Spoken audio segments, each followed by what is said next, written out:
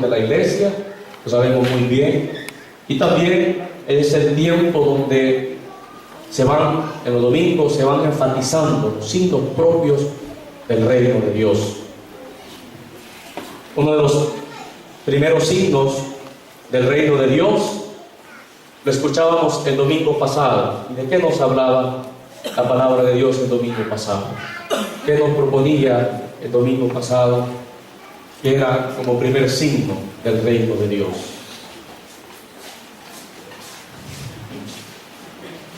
¿Cuál era? Nos dieron misa. Señor, ¿qué nos decía la palabra de Dios? Veo que pasa como una misa más, que no pasa como una misa vivida. ¿Qué nos decía el domingo pasado? El signo. Iban a enterrar ¿a quién? A un muchacho, hijo de una viuda. Hoy sí. Ya el padre les recordó. Iban a enterrar a un muchacho y veíamos dos cosas el domingo pasado, dos corrientes, si le queremos llamar así, o como se le dice en teología, dos procesiones: la procesión de la vida y la procesión de la muerte. Vamos, niños, ¿cuáles son las dos procesiones que harían? De la vida y la procesión de la muerte. Me alegra verles otra vez. Habían ido de vacaciones, entonces me alegra, pero no ustedes, no los bautistas.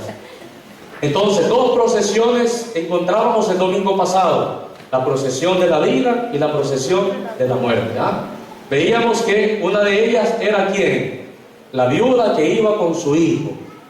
Imagínense, si lo queremos actualizar a nuestro tiempo, de 5 años hasta hoy, el índice de muertes, ¿quiénes son? Jóvenes. Bueno, el evangelio del domingo pasado, jóvenes, son los que están muriendo. La procesión de la muerte así va: agarra lo que es más fácil y endulza lo que fácilmente se puede endulzar. Y eso sí es. Uno, como en la etapa de la juventud, uno dice todo es libertad, pero hay un problema. En esa libertad se escapan muchas cosas, y ahí se escapa también la propia vida. Y veíamos también la procesión de la vida. Y en la procesión de la vida, ¿quién iba? Jesús con una muchedumbre. Bien, habiendo ya puesto de base el primer signo del reino de Dios, ahora veamos el segundo que escuchamos hoy. ¿Y cuál es el segundo que escuchamos hoy? El banquete. Hablamos de un banquete. Un banquete que se da ¿en dónde? En casa de Simón. Y se acerca ¿a quién? Una mujer pecadora. Una mujer de mala vida, dice Lucas, la traducción. Pero es una prostituta. Una comida. ¿Qué pasa en las comidas? ¿Qué sucede en las comidas? Niños, cuando ustedes han ido a un cumpleaños, ¿cómo son los cumpleaños? ¿Son alegres o son tristes? Alegres. ¿Por qué son alegres? Dan pastel, dan piñatas, le dan comida, le dan chicles para que les piquen los dientes, para todo. Vean ahí. Vean. Pero esa alegría, toda una fiesta es una alegría. Igual también para nosotros un banquete es alegría. Y vemos cómo Jesús le dice a esta mujer: tus pecados están perdonados. Así le dice Jesús: tus pecados están perdonados. Y vemos cómo la unción de Betania, un gesto de amor que desvela la mezquindad de los demás, unge los pies, aparte de esa mezquindad, unge los pies de Jesús, esta mujer que es lo único que tiene, y seca con sus cabellos y limpia con sus lágrimas también los pies de Jesús. Aparte de eso, la mezquindad. ¿Y qué es la mezquindad? El quedarse, ser mezquino, como decimos nosotros, el privarse uno solo y quedar nada más allá, envolverse, aislarse a uno mismo, quedarse ya atascado. Y podemos preguntarnos, ¿cómo es el perdón de Dios? Dentro de la mezquindad humana, ¿cómo es el perdón de Dios? Vemos que se vuelve generosidad. es el perdón. Por eso, niños, próximo domingo vamos a traer una tarea. Van a investigar de qué es el perdón. ¿Cómo es el perdón? ¿Qué es? Van a hacer una hojita. Lo van a traer el próximo domingo. ¿Qué es el perdón? ¿Cuál va a ser la tarea? No se les vaya a olvidar que la otra vez ya tengo 3 que sí eran responsables, que lo daban todos los domingos que les pedía. Otros 3 eran bien puntuales. No se les vaya a olvidar. Entonces, el perdón, podemos preguntarnos cómo es el perdón de Dios. Pero dentro de ese buscar el perdón de Dios, también podemos plantearnos otra pregunta a la luz de la palabra, para que ya podamos entrar a la reflexión de la palabra. ¿Cómo actuar cuando nos ofenden? Cuando se acercan a nosotros personas no bien vistas por la sociedad, incluso condenadas por prejuicios familiares, por prejuicios sociales, prejuicios religiosos y también a veces prejuicios políticos que nos separan, que nos aíslan. ¿Cómo hacer? ¿Cómo actuar cuando se da eso? Porque es lo que sucede con la mujer que escuchamos en el Evangelio. Eso pasa con ella. En Cristo nos hemos encontrado de frente con el amor que nos sobrepasa y rebasa a nosotros. Así como el amor es siempre una sorpresa, porque hay algo en el que siempre será regalo, así también el perdón tiene esa capacidad de asombrarnos a nosotros. ¿Cómo es el perdón humano? Mezquino, así es el perdón humano, mezquino, individualista es el perdón humano. ¿Y cómo es el perdón de Dios? Vámonos descubriendo poco a poco. Decía, y quiero tomar una expresión de una santa de la iglesia, Catalina de Siena, y ella dice: es elocuente al expresar cuánto sufre el pecador. ¿Para qué? Dice ella, para poder seguir pecando, dice. Es elocuente a escuchar cómo dice él, cómo dice, cuánto sufro, dice, cuántas cosas me han pasado. Como a veces me dice a mí, cuántas cosas, mire que esto y esto. Y le pregunto yo, ¿y cuántas veces se ha acercado a hacer oración a la iglesia? ¿Cuántas veces se ha acercado a escuchar la palabra? No, padre, no, eso no. Entonces, vean, entonces, ¿qué sucede? Es elocuente escuchar a los demás cuánto sufren, pero ¿por qué? Para seguir pecando, para seguir en la misma situación. Y el problema, mis hermanos y hermanas, es que el pecado nos vuelve la vida como, así, mire, cíclica, sí. Que salimos de una cosa y volvemos a la otra cosa, así va, cíclica. Y la vida del cristiano no es así, girando en el mismo sentido, no. ¿Cómo es la vida del cristiano? Lineal. Hay una meta, eso sí, hay una meta. ¿Por qué razón? Dice Santa Catalina de Siena. ¿Qué pasa cuando nos volvemos así? Dice que el mismo pecado, ¿qué es lo que hace? Calla nuestra conciencia, amordaza nuestra inteligencia y niega lo que es evidente, porque prefiere presenciar cómo cae en pedazos aquellas cosas que en el fondo ama. ¿Y cuáles son esas cosas que en el fondo amamos nosotros? La salud, los amigos, la familia e incluso la propia vida misma. Pero no le importa, usted puede ver, vemos de que todo se va derrumbando, todo viene abajo, todo nos está cayendo, y ¿qué hacemos? Nada, quedamos ahí nomás. Ahí nomás nos quedamos, solo viendo, pensando que con ver vamos a hacer mucho. No, dice ella, Santa Catalina de Siena, el pecador sufre, dice, todo esto para poder obtener lo que promete su ídolo. ¿Y cuál es su ídolo? La fama, el placer, el poder y el dinero. Y es cierto. ¿Cuánto se sufre en la fama. Ya lo hemos meditado. Crea fama, dice la palabra de Dios, y cosecharás perdición.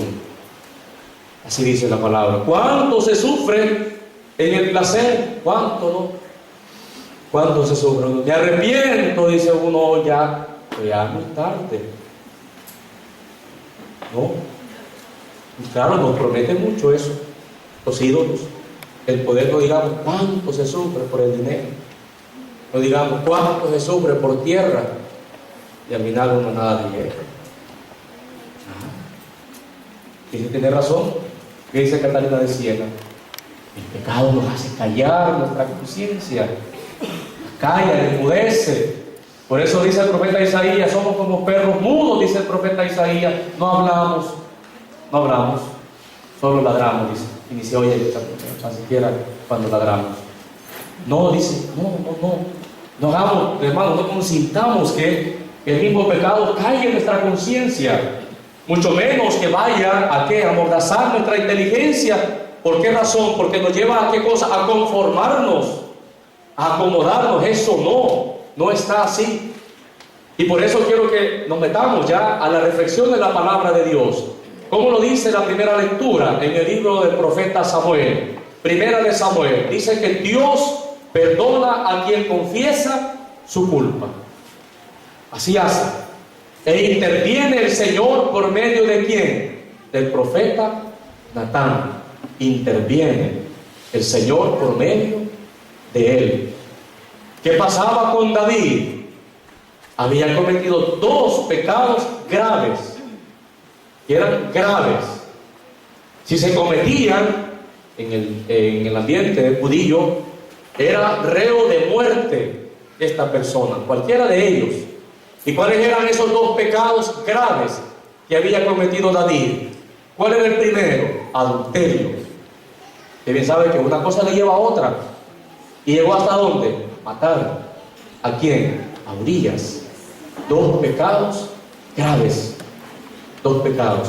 Pero como era rey, como era el rey del rey Israel, sentía que no había hecho nada, andaba tranquilo, feliz.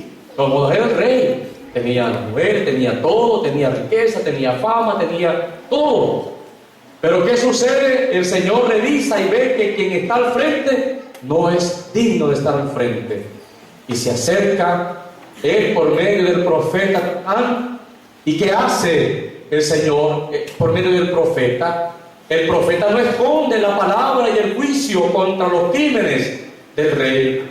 No es así. Y empieza el profeta a decirle, mira, el Señor te dio que fueras rey. El Señor te permitió que hicieras esto. El Señor todo esto. Pero tú, ¿cómo pagaste? ¿Cómo compensaste lo que Dios había hecho contigo?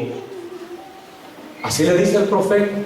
Pero ya mucho antes, ¿qué le había dicho el profeta? Mira, había una vez, y le cuentan una historia de alguien que hizo algo contra otro y lo asesinó por quedarse con su ganancia. ¿Qué le dice David? ¿Qué piensa? Le dice el profeta David en otro pasaje. ¿Qué piensa? No, yo lo matara a ese. Así dice David. ¿Y qué le dice el profeta? Pues esa es su voz. Eso quiere hacer Dios contigo, le dice, por lo que hiciste.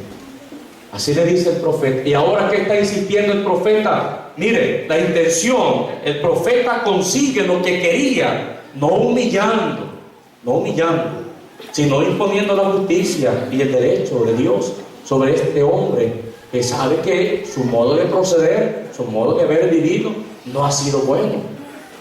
Y empieza a escarbar el profeta en la conciencia, empieza a despertar la conciencia, a abrir la inteligencia que está amordazada, a abrirla, a desatarla, y comienza entonces a empezar a hacer ese juicio en él. Y al final, escuchemos lo que dice la primera lectura, que dice David. David le dijo a Natán, he pecado contra el Señor. Lo reconoció. ¿Y qué le dice Natán? El Señor te perdona tu pecado, no morirás. Como por decirlo así, eso quería oír, que tú lo confesaras, que tú lo aceptaras, pero te había pensado que no habías hecho nada. Pero ya lo confesas, ya lo confesaste. Por eso Dios perdona ante quien se confiesa culpable. ¿Cómo es entonces el perdón de Dios? Y es lo que quiere rescatar la palabra. ¿Cómo es el perdón de Dios? ¿De qué manera? ¿Será que Dios tiene que perdonarme a mí? ¿Está Dios en la obligación de perdonarme a mí? ¿Qué dicen ustedes, mis hermanos? A la luz de la palabra de Dios que estamos escuchando. ¿Qué dicen ustedes? ¿Dios está obligado a perdonarme a mí? Si lo hablamos drásticamente, ¿qué decimos nosotros? No. Siendo pesimistas, no. No está en la obligación. Y es lo que quiere hacernos ver la primera lectura, como primer momento del perdón. Él, Dios, ya está convencido de que necesitamos su perdón y de que sin ese perdón no podemos sino hundirnos en la miseria de nuestras propias contradicciones y bajo nuestros propios apetitos, bajo nuestros propios deseos, pasiones.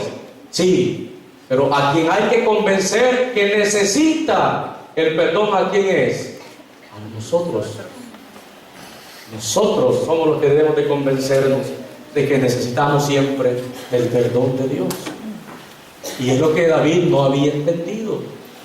David se había conformado con haber rezado, haber hecho el Salmo 50, porque él fue el que estructuró ese Salmo 50. Misericordia, Dios mío, por tu bondad, por tu inmensa compasión, borra mi culpa, lava de todo mi delito, limpia mi pecado, pues yo reconozco mi culpa. Se había convencido así. Ese es el Salmo 50. Se había convencido David de que bastaba con eso, y no era así, no era Dios al que tenemos que convencer del perdón, sino a quién. Nosotros tenemos que convencernos primero del perdón. ¿Y qué le dice Natán? Pues Dios te ha perdonado. No morirás, le dice el Señor. Dios te ha perdonado. Vea, qué interesante. Pero ¿dónde está la fuente del perdón, hermanos? ¿Dónde? San Pablo lo ha dicho hoy. ¿Dónde está la fuente del perdón? En el misterio de la cruz de Jesús. Ahí está el misterio del perdón. Lástima que no tengo un crucifijo en la mesa, pero si usted ve un crucifijo, lo ve al frente, les decía yo ayer a los hermanos de movimiento, usted ve de frente el crucifijo, usted dice, qué bien, ahí está Jesús. Pero si ve una cruz, como dice San Ignacio de Loyola, pelada, sin nada, ahí sí nos empezamos a cuestionarnos. ¿Por qué razón? Porque ahí ese es nuestro lugar, en la cruz. Pero nadie queremos la cruz, nadie aceptamos la cruz. Yo creo que igual nosotros también, con nuestros mismos problemas, pues aceptamos la pura vida que tenemos. Nos cuesta aceptarla, nos cuesta aceptarlo, digamos ya vivirla, nos cuesta. Pero nos pide San Pablo eso. Y lo ha dicho hoy en la primera lectura: estoy crucificado con Cristo. ¿Y desde dónde dice Pablo que está crucificado? Desde su propia condición.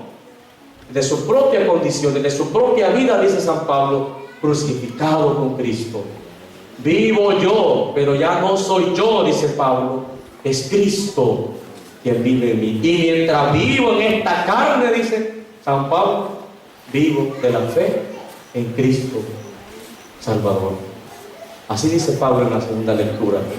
Cristo crucificado entonces revela en su vida como la fuerza del perdón, la fuerza de Dios. Y desde entonces, al presentarlo así, San Pablo prefiere vivir crucificado que vivir amarrado a otra cosa, alejado de otra cosa, y prefiere mejor la vida de la gracia. Solamente es posible elegir a Cristo, solamente es posible elegirlo a Él, y eso es crucificarse con Él, como una exigencia radical que nos presenta el Evangelio. Es en la cruz donde el Dios real se entrega a todos. Solo desde la cruz Cristo nos ofrece el perdón, solo desde ahí. ¿Por qué razón, hermanos? Porque esa fue su primera etapa. Y después vino lo demás. La etapa de la resurrección. Pero si nos vamos más a esa experiencia del perdón, lleguemos al Evangelio. ¿Quién es Jesús entonces para perdonar? ¿Quién es? Y en el Evangelio, hermanos, encontramos, si veíamos dos procesiones el domingo pasado, ahora en el Evangelio nos va a ayudar, niños, a responder a la pregunta. En el Evangelio vamos a encontrarnos con dos mundos. ¿Cuáles son esos dos mundos? El de los fariseos y el de Jesús. ¿Cuál es el mundo de los fariseos? La hipocresía, el orgullo, ya arriba. ¿Y cuál es el mundo de Jesús? Aquí, pies en la tierra, no pies allá, pies en la tierra. Y entra en conflicto esos dos mundos. Unos de autosuficiencia y de creerse como Dios, y otro, el de Jesús, el de vivir la vida de una manera capaz de reconocernos y de vernos. Una persona se vuelve juez de esos dos mundos que entran en conflicto. ¿Y quién es esa persona? Una mujer pecadora. Una mujer pecadora. Se vuelve así. Y esa mujer participa, hermanos y hermanas, de un pecado público. Un pecado público. Le puso cuidado usted al Evangelio. ¿Qué decía el Evangelio?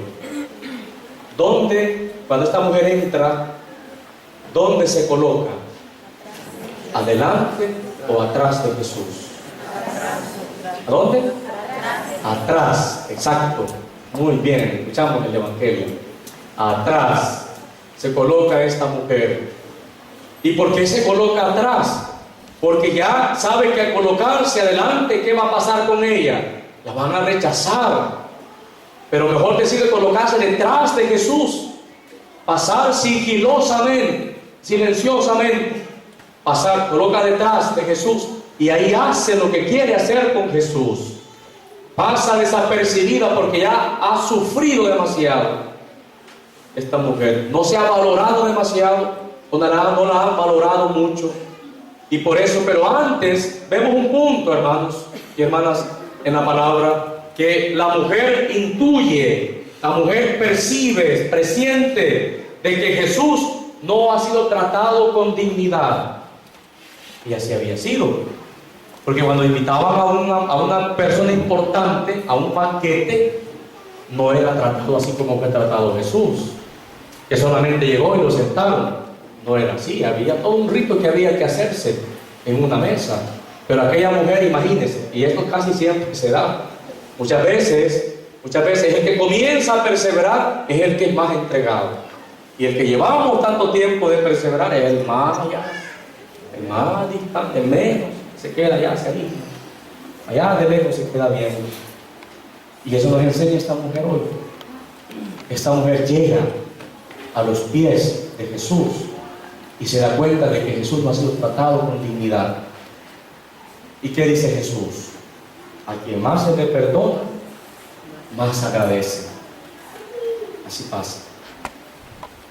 Yo les diría, hermanos, si yo tuviera una deuda de $20,000 en el banco, gracias a Dios no la tengo, ¿verdad? De $20,000 en el banco, y el banco me dijera, no se preocupe, borrón y cuenta nueva, queda saldada su cuenta, feliz me sintiera yo. Y así va la vida de esta mujer, cargada de tanta presión social, cargada de tanta presión también de la fe de su pueblo, del rechazo. Vive, pero no importa, se dispone a buscar amar otra vez y no se equivoca, porque comienza ¿desde dónde? Desde abajo comienza ella. ¿Y por qué digo desde abajo? Porque se acerca a los pies de Jesús, se acerca a los pies. no es su amor lo que provoca el perdón, sino Cristo es el que provoca el perdón y es el que la lleva, Jesús, la lleva a amar con toda el alma, con todo el corazón. Entonces, ¿qué es necesario para el perdón? Tener conciencia del don recibido para expresar el agradecimiento. Pero uno que dice, perdono, pero no olvido. Así dice uno. ¿Qué mente más reducida, digo yo? Claro. El perdón no es para olvidar. ¿El perdón para qué es? Para sanar. Para sanar. Y si nos ponemos a ver en nuestra vida, mis hermanos, si queremos dejarnos iluminar más hondamente, hay cosas en nuestra vida que no nos hemos perdonado. Y llevamos esa carga que ya ni la podemos. Y ni porque ya ni la podemos, no buscamos al Señor. Busquemos a Cristo, hermanos, como ese Dios, como ese profeta del perdón y de la misericordia. Ese es el perdón de Dios. Así se vive el perdón de Dios. ¿Y qué le dice Jesús a esta mujer? Sus pecados son perdonados. Así le dice Jesús. ¿Por qué? Porque el corazón de esta mujer volvió a abrirse para volver a amar. Abramos también nuestro corazón para volver a amar como Cristo. Alabado sea Jesucristo.